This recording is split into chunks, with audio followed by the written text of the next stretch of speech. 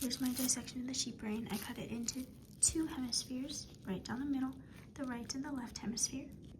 There are 4 lobes of the brain. I have the frontal lobe, the parietal lobe, the occipital lobe, and then the temporal lobe.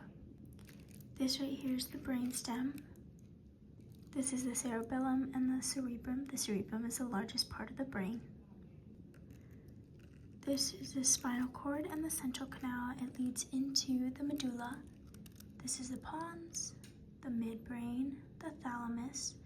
This lower part is the hypothalamus, and then this is the hypophysis. This right here is the corpus callosum. It connects the 2 cerebral hemispheres, the right and the left. This right here is the diencephalon. It's basically the region of the brain that makes up the thalamus and the hypothalamus. The dura mater is the region of the brain that, it's not the region, it's the tough connective tissue. It's part of the meninges. There's 3 layers of the meninges. This actually is the arachnoid matter. It's the middle layer of the meninges, and its function is basically it maintains the stability of the cerebrospinal fluid, and the meninges in general just overall supports the brain and the spinal cord. This right here is a portion of the hemisphere. It's the frontal part. But I basically cut it so that you can see the gray matter, and that's the area of the brain. There's gray matter, but it's the area of the brain that contains the cell bodies, the dendrites, and the axons. The gyrus is this section right here, and then it's the sulcus is this groove right by the gyrus. This is a cerebral aqueduct. It's basically a passageway from the 4th ventricle here to the 3rd ventricle up here. There's also white matter in this, and the white matter also has bundles of axons, and they are found in the inner portion of the cerebrum, which I cut open, and also the outer regions of the spinal cord. Going back to the different lobes, each lobe has a function. So this frontal lobe here, it basically helps us make decisions, problem solving. It controls certain behaviors as well as emotions. The parietal lobe, its function is to process sensory information like touch, temperature. It helps us feel pain.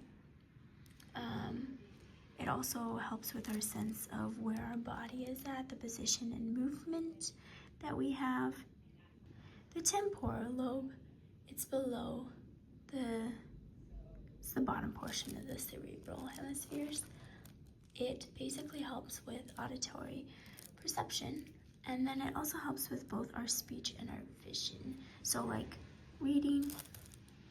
And the occipital lobe, which is back here, the back of the brain, it helps with our visual processing, so our eyes.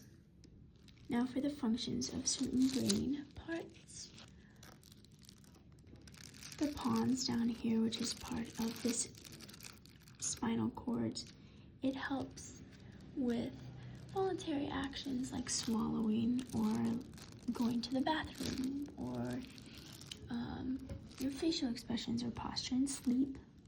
The medulla oblongata, which is down here, it does more the involuntary actions, which are like the things we don't really have to think about: breathing, our heart beating, taking in oxygen and carbon dioxide.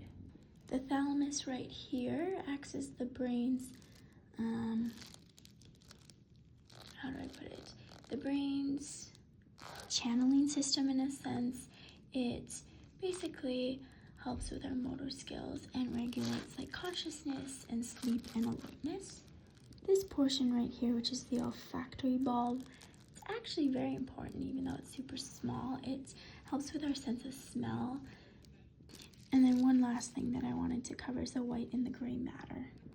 The white matter is very helpful for learning, memory, and coordination, while the gray matter helps with more of the sensory perception and the muscle control.